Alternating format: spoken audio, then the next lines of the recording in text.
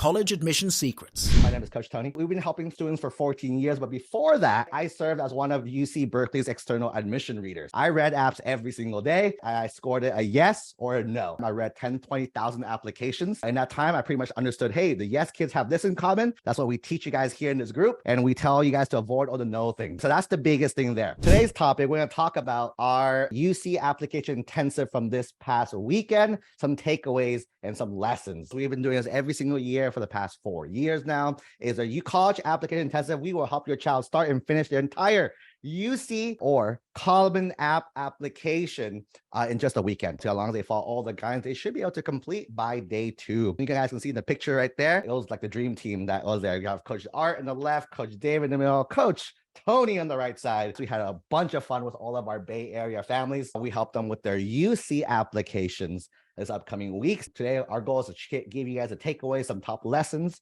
that you guys should learn because you guys weren't there. Is anyone's kids applying to private schools like Stanford, USC, Pepperdine, Purdue, Tulane, Ivies, Harvard, Yale, Princeton? You'll see the private schools use the Common application, not the UC app. So this upcoming weekend, we're going to host our first virtual Common App weekend. We're going to help our students finish the Common application with the personal statement and a few of their private colleges. And if you want to jump in, I'm sorry, it is sold out. So again, don't wait. That being said, also, if anyone's interested in joining one of our coaching programs or even learning and seeing if it's a very good fit, anyone, junior, sophomore, freshman, 8th graders, if you're interested, summer is an awesome time to get started as well too. What we offer a lifetime pricing, meaning if you join as a freshman, we take care of you all the way through high school. If you join as a 10th grader, we take care of you 10th, 11th, 12th. If you join as a junior, take care of you junior and 12th. So it's one price that takes care of every single year as well too. So we help you with all that. It's a free call. If you're interested, tap here, book a free session that works for you.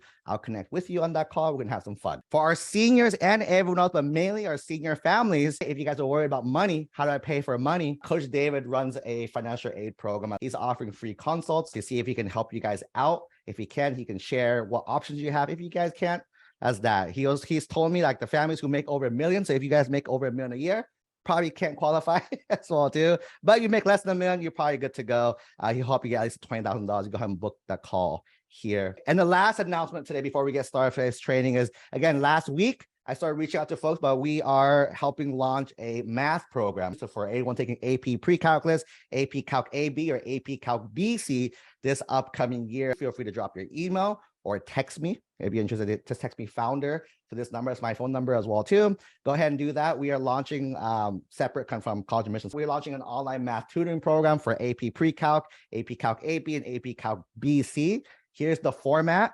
Unlimited sessions, small group lessons. So the groups will never get past 6 students. Every single day there's homework support, and we do exam crams for the AP exams to make sure your child gets that amazing 5 on their test. We enrolled a few families, and we're going to open this up for the rest of the month.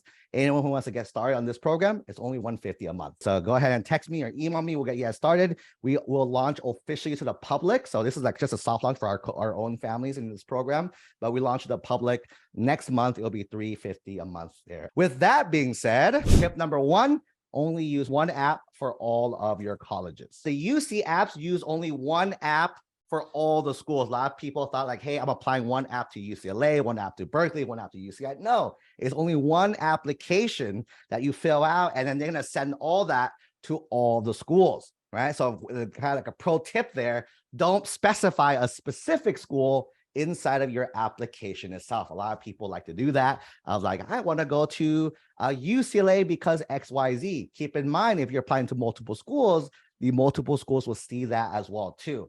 The kind of like the one caveat, if you're only applying to one UCs, you could get away with that, right? If you're applying, let's say, to only just like UCI, you can say very specific UCI things because that is the only school you're applying to, and they're gonna send that app to that UCI school itself. Tip number 2 for the college applications, they should create or use their personal email accounts. We had a horror story a few years ago where a student used their school email account.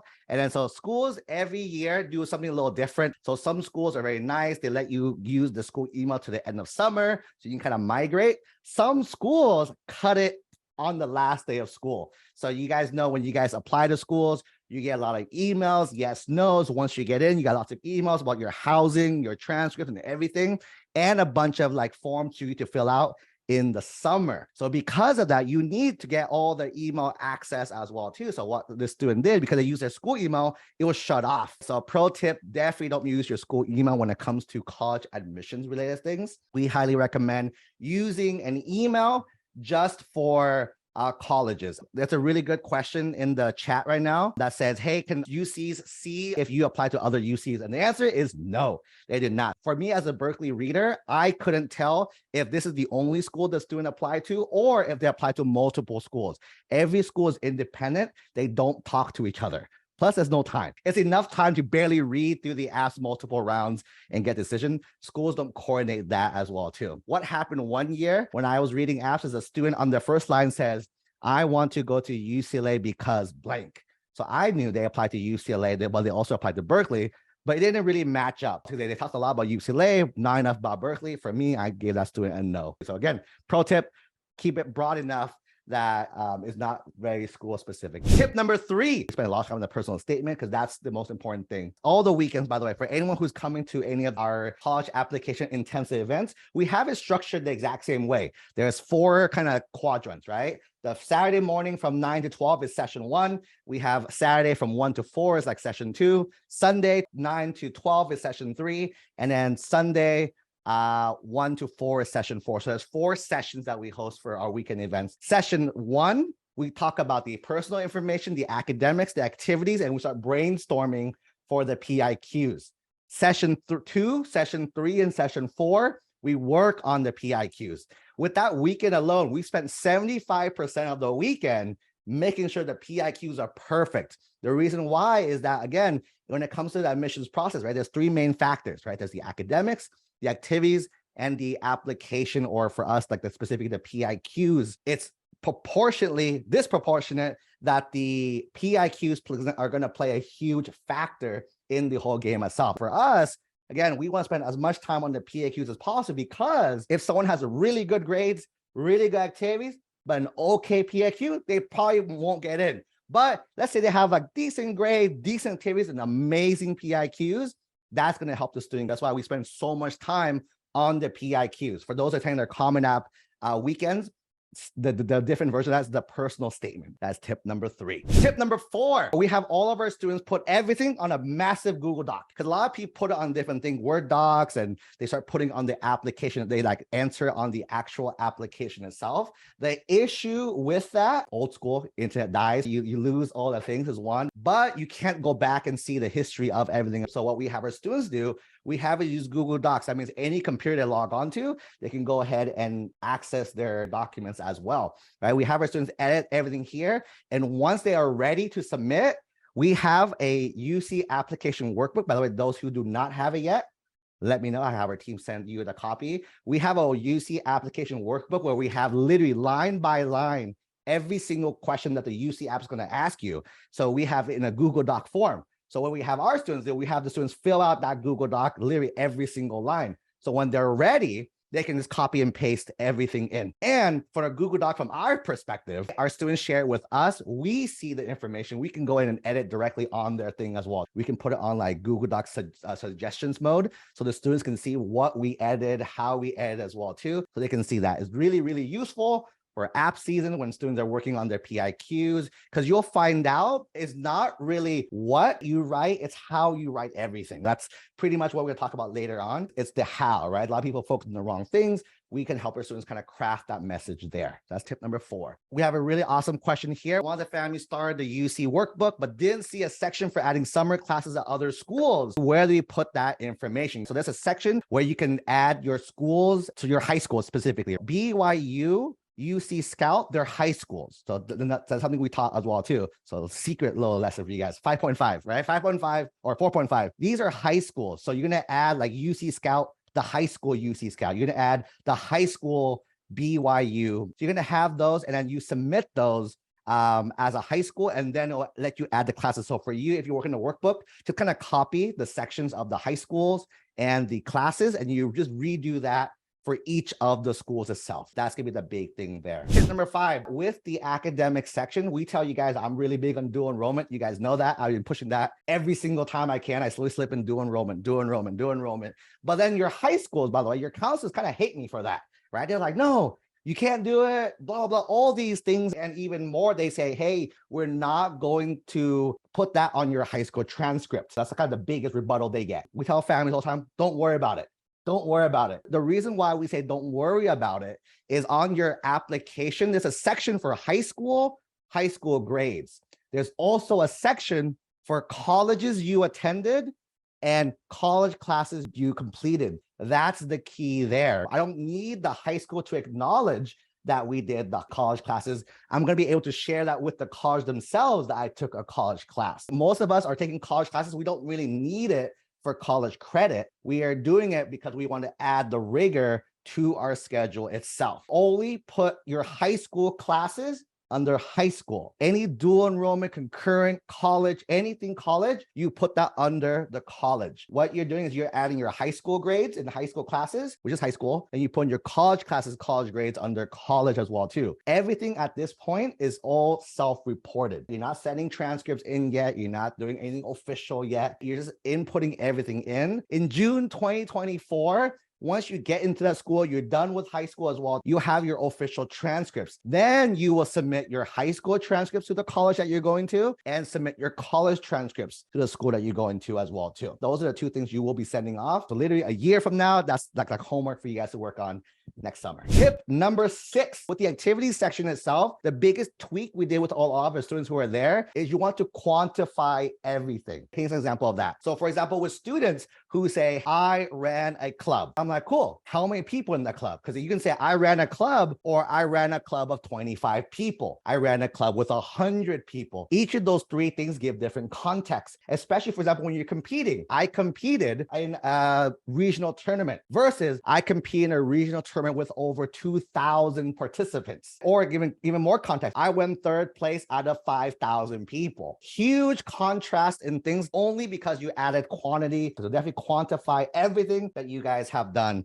Good question. Do we self-report AP scores for UC application? My student had 4, should report them. Do we self-report? Everything is self-reported, by the way. So yes, you self-report all your AP scores is 1. You have 4s, I will submit it. My general rule of thumb, submit every score because every score acknowledges that you took the test. Let's say you didn't take the test. What does that show to the reader? Imagine a random stranger, they see that you took a high school AP class but didn't do the AP exam. What can they infer about that? For me, I'd rather go ahead and just share it and explain the context. Hey, this is the score the way it is. There's the academic comments you can add it under, or if it's a big enough issue, you can talk in PIQs, or if there's also room in the additional comments. But 4s are great, right? 3, 4s, 5s are great. Submit all those scores. Tip number 7, when it comes to sharing your activities, you have 20 slots on the UC application, the most out of any school out there. So your goal is to fill up as much as you can. But the most important thing is the blurb. I call them blurbs, right? It's the written part of each of the things. With the blurbs themselves, what you write matters. So when it comes to this small section itself, what we want to do specifically is share as much as we can in here. But because you want to do that, you only want to use phrases. You don't want to use full sentences at all. So you have to squeeze more. Instead of saying, I went live and presented this training to over 170 people, I will say presented training to 170 plus. Period. I'm saying the same thing, but in a phrase form with quantifiable metrics as well. Tip number 8, the PIQs, we tell the students, we ask them a simple question. We ask them, what are the 4 things that make you you? What are 4 experiences, identities, activities, people that define who you are? And that's the biggest thing. As long as you can answer that question there, that becomes your 4 topics for the 4 PIQs. This should be 4 separate topics. We had some students try to merge things together. We told them, don't merge. I try to keep them as separate as possible. The reason why you don't want to merge is from a reader's point of view. If they read topic 1 and in prompt 2, you talk about the same thing, you didn't tell them any new information. As a reader, we call that a missed opportunity. Once you have those 4, the questions that allows you to talk about them, then they start writing. Think of the identities, think of activities, think of experiences, think of people. Number 9, pick the 4 topics that define you as you. It's important. It's not what are 4 things that make you look good, or what do you think colleges want to look for. That's not, again, what are 4 things that make you you? You start with that first. Don't think stuff that makes you look good. What can I write to make the reader cry? What can I write to make the reader? No, don't do that. That's terrible. Don't do that. Focus only on the student of like, let them share who they are. And because of that, when you said that, there was a core memory in your head that made that a big factor. What's that core memory? When you have the question, what question allows you to talk about that core memory? And once we have that, I tell students, cool, now we write. And here's the biggest tip. These are not essays. We have to fix a lot of our students. They're all amazing writers. The issue is with the writing process, PIQs are not like English essays at all. Most students write it as intro, body, conclusion. The best PIQs I always read is just body, body, body, or body, body, or body, or body, body, body, body, body, right? It's just body. There's no need to introduce. There's no need for a hook. There's no need for a thesis statement. There's no need to ask a question. There's no need to conclude it. There's no need to summarize it. All these like normal essay things, we scrapped all that out for all of our students. You don't need any of that. Get straight to the point. The best analogy I think I have so far when it comes to the PIQs is if you have done yourself, or you are the interviewer, or you know what an interview is, like someone asks a question, someone answers as well too. That's exactly how you want to write a PIQ response. So the question that the readers are asking you is specifically the PIQ question, and how you respond to it. Like a little fun little story, the student I want to mention, he finished his first PIQ in 7 minutes. All of it, like the 450 words, 7 minutes. You guys think it takes forever to write? No, literally I told him, start with what you know. What's the core thing of you? Let's find a question to talk about it. Here's the question. If I was to ask you this question right now, face to face, how would you respond to it? As you talk it out, type it out. If I ask you like, hey, how's the weather?